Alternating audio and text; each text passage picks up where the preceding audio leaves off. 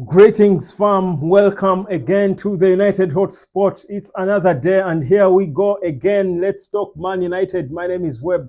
It's been an awesome day today. I hope it's been good for you as well. I hope your hustle went well. If it didn't, don't you worry. That's life. Tomorrow will be another day. Just pick yourself up and get ready for it. Well, here I am. I am ready for you to talk Man United because there is big, beautiful news. Licha is training for the first time. He's training with his teammates with Argentina ahead of their international friendlies. We'll talk about him in a bit. Kobbie, too, has mesmerized his England national teammates at the first time of arrival. This boy is as calm as cucumber. We'll talk about him and what he did, but also we've got to look ahead to what's coming because we are being linked to a lot of moves from Daniel Malen from Borussia Dortmund, but also another swap deal involving Harry Maguire and Lucas from West Ham United. Well, a lot for us to talk about.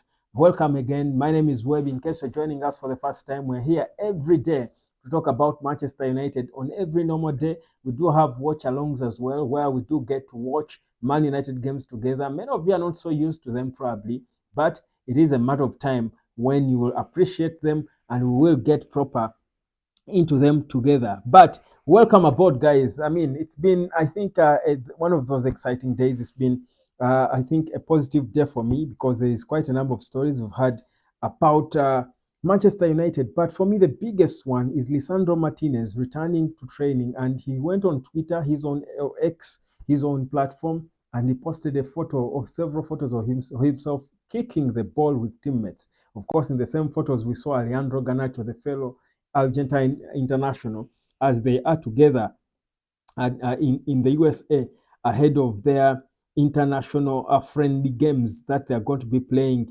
just in the coming days. And of course, the World Cup winner is obviously a very important player for Manchester United. Him returning to training, I remember I told you he when before Man United allowed him to leave and go join Argentina. They agreed with Argentine officials that he will go with them, train with them instead of staying at Carrington, where he's not going to get a lot of teammates to train with. He can go and train with them, but they agreed that he won't kick a ball. He won't play in terms of the matches, the friendlies they have with Costa Rica.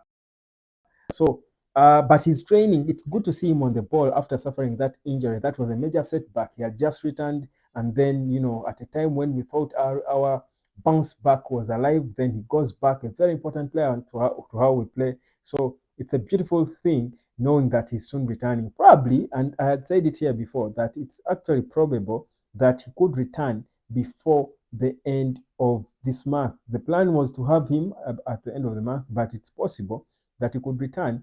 But we only have, of course, the next game we have, I think, is on the 30th against Brentford. He could be available for that game against Brentford. That's Lisandro Martinez. Now, Mutebi Rita. Good evening, family. We thank God for Licha. Indeed, we do thank God that his recovery is on track.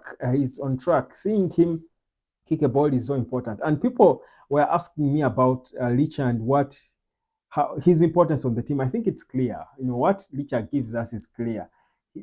He's a ball passer, he's an organizer, he's technical, he's physical, he's aggressive. He just lifts everyone around him. You see that when he's there, even Andrew Nana is probably more confident that he has got a good backline ahead of him, manned by the beast himself, the butcher. So I think his importance cannot be overstated. I've said it here before that he could be probably our best player at United. I mean, our best player. I mean, in terms of levels. I mean, he's not a World Cup. We clearly see that he's not a World Cup winner by mistake. He's a very good player. He's above so many, and that's what you need. You want players who lift the level of Man United to a certain level. So if you've got him in defense and you've got Kobbie Mainoo in the middle and Højlund up top, really, I think the squad is hugely boosted. He's an important player, and in our chase for a top four, we need to be solid at the back because remember, when it's all done, it goes down to goals. When it gets to the wire, it goes down to goals.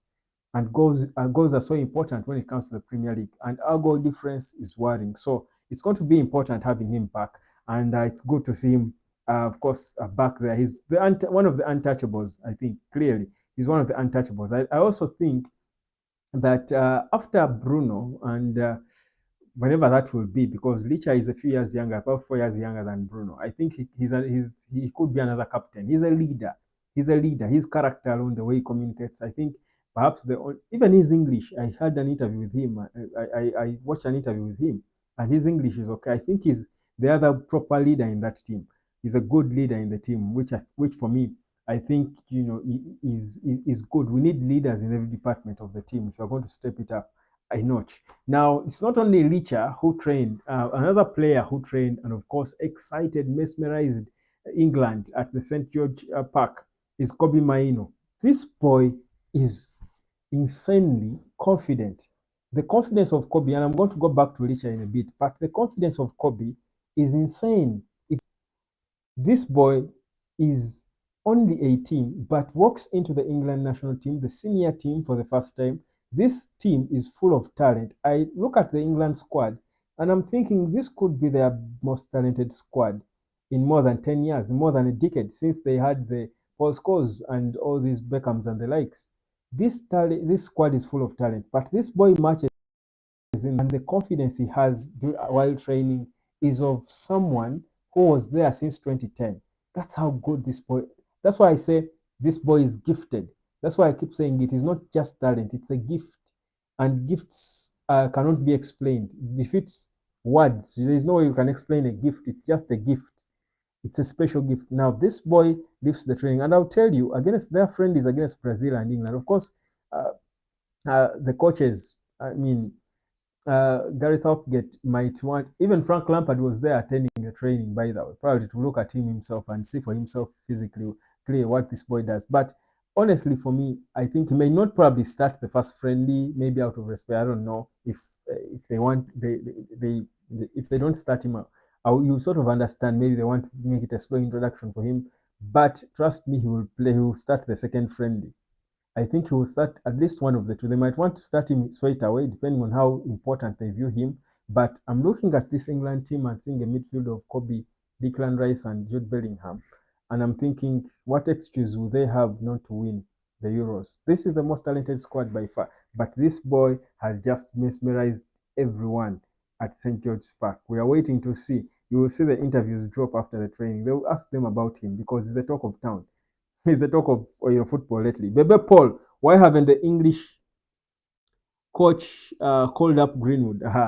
My dear, I think it's no doubt that see, even just returning for Man United is nearly impossible or close to it. How about England? I mean, they can't. I don't see Greenwood playing for England again, unless until a few days ago. By the way, I was on the road, and Man United keeps hitting me in my head, and I was envisioning if I were a stubborn foreign England boss like Capello, one of those foreign managers they had before, a stubborn one. You summon Greenwood, and if they tell you they don't want him to play, you tell them to come and coach the team.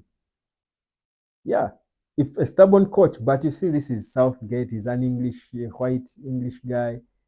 These guys won't. I mean, they're all trying to pretend to be all perfect. They're like they don't, make mistakes. I think it will be difficult for him. Even just the thought of summoning him for a native English like Southgate, I think it's difficult. It's difficult. I honestly don't think they would summon him, not anytime soon. Maybe after so many years, but again, there are a few sections of the English who would again spark something. With the club, it's different. It's a bit more manageable. With the national team, I mean, these English are funny. They are quite funny, especially when it comes to some of these black kids. They can be quite funny. Any single opportunity to try and destroy them and put them down, they will jump at it. So I don't think it's a surprise that they didn't summon him. I don't think it surprises me. But it is what it is. At least they have Kobbie, and yeah, we've got Harry Maguire there, and Marcus Rashford. As you know, those are three Man United players in the team. Probably two of those could be starters. I'm not sure about where he's going to play with Saka and Foden and Harry Kane, or whoever the striker will be. I don't see, but we'll wait and see what will happen. So Bebe Paul, I don't think it surprises me. I don't think I can have an answer for you, but I would be surprised, pleasantly surprised if they summoned him. I would be pleasantly surprised. So yeah, that's it. But Kobe, you all need to watch those two games. You all need to watch. I think if all factors constant, I will do a watch along for both of them, especially if Kobe is going to be in the squad. If he's going to be starting, not even just in the squad. If he's going to be starting, I'll most probably be in the squad. Now, uh, of course, away from Licha and Kobe for a bit.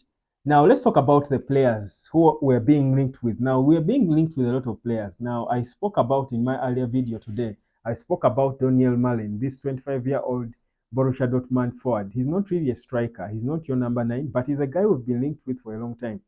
And he seems to be a player that Erik ten Hag finds exciting. Now remember, it's around the time where we get into all these players and the links and the speculations. Now the thing is, it is not clear yet whether United will have money. The financial fair play is a bit tight on us. Remember, we are hoping that if we do finish among the top 4, then we shall have the money to beat the financial fair play man. If we don't, then it will be different. But of course, being in the Champions League qualifying guarantees you a whooping 50 or so million pounds already. So that's what we are hoping for, and that will be a huge boost to a team that is cash strapped like United. Now, if that is not going to happen, because I think right now we need to be genuine and honest and plan like we are not in the Champions League, because it's difficult for us. So the plan now is for us to find cheap ways of getting players using what we have. Now, of course, there are those frustrated ones that will clearly leave. I heard Christian Eriksen a few days ago complaining that he's not happy at Man United. He wants to be playing just because he came on as a substitute and actually had a proper impact on the game. If he can't stay as a bench player, honestly, Eriksen should know that he's not good enough to start ahead of Kobbie or even Casemiro. They don't play the same role as Casemiro. Maybe Scott, but even Scott is not really your obvious starter. So I think Eriksen's frustrations are him thinking about him 4, 5, 6 years ago when he was at his prime at Spurs. But you look at our summer coming up and you clearly see that we've got issues to deal. We've got to be so smart in terms of how we deal. And that is why links to players like Daniel Malin can make sense, because if top 4 doesn't come, we don't have enough money. What do? We've got players who we feel are surplus requirements. We've got to freshen up this squad, that's for certain. We need a backup striker for Højlund. Now, whereas Malin is not a natural number 9, he can't come and give you. He's a 3-dimension player. He can play all 3 departments in the forward positions. He can play false 9, he can play on the right, he can play on the left. So if you bring him, he's a backup for all the 3 who are starting on the left. Because for me, he's not, by the way, he's an Arsenal reject. For me, he's not really a starting player. He's not a proper world-class footballer. But if he's coming in as a backup, I think he's okay. If he's going to come on a swap deal, because I think with the Jadon Sancho, it's increasingly difficult. But even for Sancho, I actually feel for me that it's more difficult. It should be a more difficult atmosphere for Sancho returning to United than even for Greenwood. Because by character, by everything, you come and have one bad game and you'll be battered. With Greenwood, we are sure of what he can do. We are sure he's not going to have a bad game. Because even before, you remind me of one time we saw a bad game from Greenwood. He doesn't have a bad game. He's just that naturally gifted player. People will love him. It's only those few. But Sancho, he returns and we still have to commit and pay him all that money. He has got to work. But the atmosphere already is not so conducive for him. So for me, I think it's the best thing for him to move on and rediscover himself elsewhere. And Dortmund are sort of open to the idea of having Sancho back. Now, for us to be able to get Donny Malin, we can loan Sancho. And whereas Sancho was world class, if you look at them now, I think they are far. Sancho's levels have gone down to the level of Donny Malin, perhaps even slightly lower. So I think for me, it would be a proper deal. He's energetic. He's 25, energetic player. He's got pace to his game. He can assist. He has scored 13 goals in 31 games, I think, or 33 games for Borussia Dortmund since joining in 2021. He's physical. Probably his physicality can work in the Premier League. He has got good positives about him, but the fact that he can come in without us spending a penny, and he's a backup who can come in when in all the 3 forward positions. He can probably also play as a number 10. I think for me, it gives me a decent dimension to hope that he can be a decent signing for us. Of course, under ideal circumstances, you want United to be signing world-class players, but we need to be realistic that with the advent of the financial fair play, unless we are going to play games like we hear Man does, which we are not certainly we are not going to do. We are not like that. I think we need to just be smart and work with who we have. Bebe Paul, if you can compare Brazilian squad with English squad, which one looks to be dangerous? I think for me, England has the best squad in the world right now. I think England's squad is very good, extremely good. Brazil will always have talented players. It will always have these good squads, but I feel like Brazil off because football is now extremely technical, and that's why England is performing lately. I will talk about that for a bit. That's why. Thank you for that question, Bebe. Brazil is traditionally will always be the big team, but I'll tell you, Brazil will take so many years to even come close to winning the World Cup again or dominating world football like it did, because football has shifted from the times when the Ronaldinho, so many gifted, talented players in all positions would win new titles. Football today is in class, in boardrooms, is extremely tactical and technical. Now Brazilians are not the most tactical, technically gifted players. They are just naturally talented. They are flair and skill. Now flair and skill will give you entertainment. It won't win you games today. But the boardrooms, tactics. That's why France is winning. It's tactics. That has best squad in the world. France is better than Brazil. You ask me Brazil and England. I think England's squad in terms of talent, position per position, I think England is better than even France. Look at the France now. Forget about there is no Pogba now. The guys who reached the World Cup final, a couple of them are out. Look at France and talent. I think France's winning is not even just the only exceedingly talented player maybe is Mbappe and who? Koeman is okay, but he's not even a starter. They've got some young potential players who are not yet in their prime. England players now, if you look at the England players, most of them are in their prime. Let's go name per name. Pickford, with the goalkeeper, we may not dwell so much on them, but Pickford is their number one. I'm replanning to you, Bebe. So they've got Pickford in goal. On the right, they've got Kyle Walker. Kyle Walker is still banging. He's good. His experience is prime. They've got Kyle Walker. On the left, it was Luke Shaw. I don't know. I'm not sure who they will play now. Then central defense, they've got Harry Maguire and John Stones. Then in the middle, they've got Kobbie Mainoo, Jude Bellingham, Declan Rice. Then they've got Phil Foden. They've got Harry Kane, who is breaking records in the Bundesliga in his first season. They've got Bukayo Saka. Add on a bench that will have Marcus Rashford. They will have Ivan Toney. They will have my guy.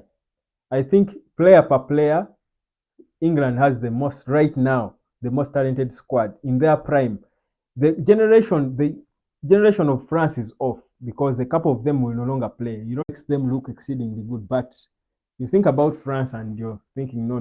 I don't think France is ahead of England in terms of talent. In fact, I feel England's second squad could be as strong as France's number one squad in terms of skill, talent, position per position. I think the England backup squad with the Madisons and whoever, Palmer, their players they haven't even summoned, but we see that these are good English players. So I honestly think it's England for me. This is their pride. This for me is the best England squad in the past since the generation of Carrick, Lampard, who Scholes, Gerrard, Rooney, Beckham, name them.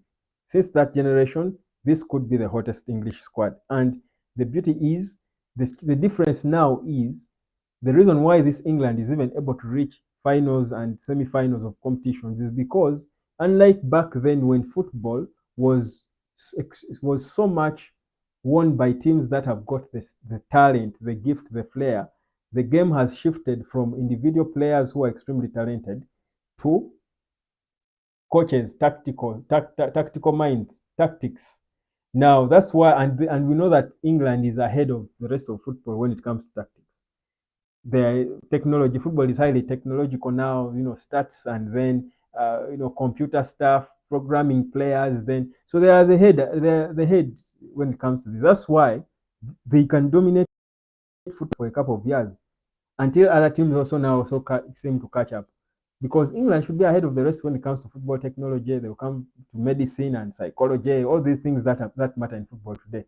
Back then, when Brazil was dominating, it was skill. You need Ronaldo, give him Ronaldinho to pass the ball to him. Ronaldinho will beat off 10 people, pass the ball to him. You can't deal with them. You can't match them. They were unmatchable. Today, those talented players are the easiest. They are not even wanted. These players with flair are not even wanted by coaches. They want they want tactics. The problem is England is not competitive in tournaments. I think it is lately because they reached the final of the Euros. They almost win it, honestly. They were in the semi-final of the World Cup. That was improvement. First 2018 World Cup, they reached the semi-final. Then they reached the final of the Euros. Then I forget how they performed in the last World Cup. Where did they stop? Remind me. I forget how they performed in this last World Cup. I don't even recall because I don't support them anyway. But now, because they have Kobbie, now that could change. I might start supporting England because of Kobbie. I could start. I support the Dutch national team, but because of Kobbie, I might have a soft spot for England. He's the best.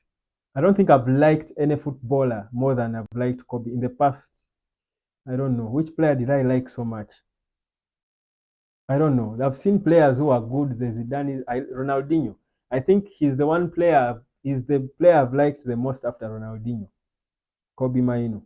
That's how much I like that player. That he can make me support England. So, the problem is England is not competitive in tournament. They are lately. They are trying to be because now things have changed. They have evened out a bit because you need work work on your tactics, right? You can win a game of football against any team. Things have changed now. The ball has shifted a bit, which is good. We cannot just be there enjoying. That's why teams like what Cameroon are able to beat Brazil. Where in the world have you ever dreamt that Cameroon would ever beat Brazil? How?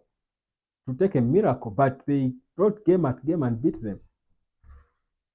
Why? Because the game has shifted, bro. Why is the France reaching every finals? UEFA Nations League winners, World Cup runner-up. I think they have been always in final. Yes, that's what I said. They were. By that time, they had a very good squad, but not even the most skillful squad. They had a very good technical squad. The players were technical. The coach is extremely technical and tactical, if I would call it that. But that generation is phasing out because what you're saying is in the past. The players they had were in their prime. I mentioned the names: Loreen, Goal, Watt, Pogba, name them. But most of these players are out. Varane, most of these players are out. So they are going to bring in a new generation who are maybe on the bench for most of the games. Most of these players are out. Yet for England, their players are now getting at their prime, but also their coach is beginning to master them. Deschamps has been with those players for a long time. So France has been reaching those finals because they had the players, all their players were almost in their prime. Right now, I think that they're heading down. I don't expect them to be in the final again soon. For example, in the upcoming Euros, I don't expect France to be even in the semi-final. I will tell you, I don't expect them to be that as good. I would expect England. Again, it will go down to their coach failing, but England, um, Spain is silent, but we're still in a transition. But so even all the other teams are not doing so good anyway. But the game has changed lately so much that even the underdogs have a big chance now because whether you have skill or not, so long as you can afford a good coach who knows how to read games and master the tactics. I expect Netherlands to perform better than France. Belgium could. I think their generation is still on. It's not yet phased. Of course, Eden Hazard is not there, a very important part of it and company. But I think they are still on. Belgium. Now, this is going by the law of, all factors constant. Usually things change in football. Then which other team? France, maybe okay, it can sneak in, but I don't expect them to be as good as they've been. They could sneak in because they have a very, very technically gifted coach. Their coach Bishops is very good. He knows what he's doing. He knows this how to get the best out of his players. Yeah. So for me, I think that's it. So the other player I was talking about, Manu, you've diverted me, Bebe Paul, for a bit and taken me to the internationals. I can keep coming back there, but the other players who are being linked with swap move, Harry Maguire. Now we know that West Ham has always wanted Harry Maguire, and they tabled 30 million last summer, and we turned it down. Now reports are suggesting that Man United now could listen to offers for Maguire, and there is also a possible swap deal that we could go for Lucas Tolentino Coelho de Lima. Do you know who that is? You know him as Lucas Paqueta. So there was talk that we could go for Lucas Paqueta in a swap deal with West Ham United. So we get him. He's a midfielder. He's an attacking midfielder. Get him and give them Harry Maguire because they've always wanted him. So Paqueta would be that. I think that would be an extremely good deal for United if there was no cash involved. Again, I told you we need to be using what we have. We need to make use of what we have to get what we need if we don't have money. France worked on Netherlands home and away. Yo, Bebe, I don't know whether I'm speaking English or I'm speaking too fast. You're in the past. I'm not saying France, that Netherlands was better than France then. I said France was good then, but that generation, those players, some of the core players in that France are phasing out. So look ahead. I'm saying they won't be as good as they were then. That World Cup for me and whatever the Nations League could have been the last of their prime. Hmm? Do you understand what I mean, Bebe? So don't. I know France work better than someone because that's why I said then. I'm saying, looking ahead, I don't expect them to be as good as they were then. Yet Netherlands was improving. Netherlands, if you are honest, you watch football, you know that Netherlands, even if they were beaten by France home and away and Argentina, Netherlands played better football than they were playing in the so many past tournaments. So you see that Netherlands is improving. I don't think France will go beyond, will improve more or will stay where they were in the last competitions. But Netherlands will be better because they are a team on the rise. France is now a team that has reached their peak. I think they are slowly going down and will need to come back again. So as they are coming back up again, because you cannot dominate football forever. I think that you know. I think you watch football long enough to know that even Brazil, the mighty Brazil, had like now, you can't dominate forever. Your purple patch will always go off. Now, France's purple patch is getting off as well. I think that's what I think. I might be wrong, but that's what I think. So I think as it goes off, the teams that were ascending, and that's England, that's Netherlands, will bypass them. Maybe Netherlands not to win the World Cup or to win the title, but you can see that this Netherlands team is on the rise, and they have got players now. We are talking about the Donny Malik. They have got decent players, but like again, the tactics are beginning to even out lately. So that's what I think. So don't stick in the past. France beat. They even reached the World Cup final, almost beating Argentina. So, but let's not go in the. Yes, they beat Netherlands, but a Netherlands team that was in ascendance. England as well. Right now, I think if England met France, they'll probably beat them. That's what I think. England has got better players unless they fail to select them, which is always the case with England. But I think Gareth Southgate has been with them long enough to know how to deal with them now. So I was talking about Lucas Paqueta, who it would be a good deal for Man United if we got Lucas Paqueta in a swap deal involving Harry Maguire. And whereas Harry Maguire is looking good and performing well and stuff, we definitely need a proper partner for Lisandro Martinez. And Maguire is aging. So if you've got an opportunity to lose me, that would be a good deal to get him, because we might be able to we must be able to do some swap deals in this summer. We don't think we can we'll sign all players we want or sell all players we want to sell. The reality is it's very difficult for us to sell certain players now, but also the clubs that would give us the money are not clubs that the players may want to play for. Maybe we can sell Maguire, maybe we can sell Sancho for serious money, but will they allow to go to Saudi? Probably not. Maybe they can allow to go to another Premier League team or Champions League playing team on loan. So that's the option we might be forced to exploit. But for me, one involves being Lucas Paqueta. I think is good. He's one of the better players at this dilapidated West Ham United team. I think he's one of those good players. Braithwaite and Steve Holland are trending. I wonder why Steve Holland is trending. Is it because of his chat with Kobbie? Ben White snubbed England after Southgate's assistant Steve Holland made a comment that the defender is not sufficiently interested in football. Wow. This is a statement he made. That's why the boy snubbed England. Okay. Interesting. So, guys, that's it. That's it for today. Thank you. I think I'll let you rest. I think today was meant to be a short live. I'll be back again tomorrow. And we go again. Today's show has been a little brief.